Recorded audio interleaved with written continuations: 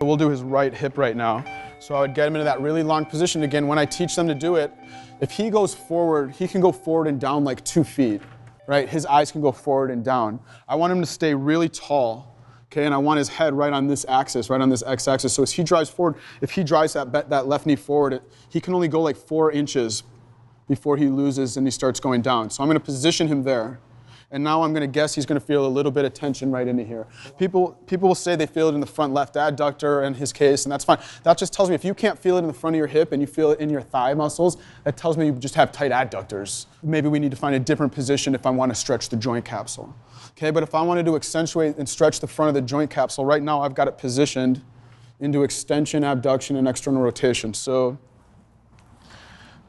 typically, if they have the motion and as he drives and I can teach him and he's got fairly good dissociation up through here. He's not chunking the movement. Just extend right here and do it kind of, yeah, he's not like chunking the movement.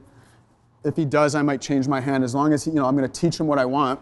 But then, so then my mobilization comes, I put my hand on the front of his ASIS, and this is going to work on kind of posteriorly tilting the pelvis as he's driving this way. Okay, and so then I put this hand, my back hand, at kind of the gluteal fold, kind of web of my hand, all the way up at the gluteal fold.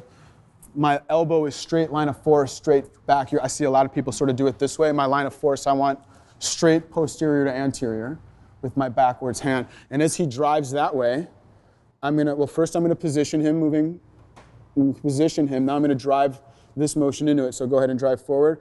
With my right hand right now, I'm posteriorly tilting, my front hand posteriorly tilting his pelvis as I drive his femoral head anterior and then externally rotated at the end.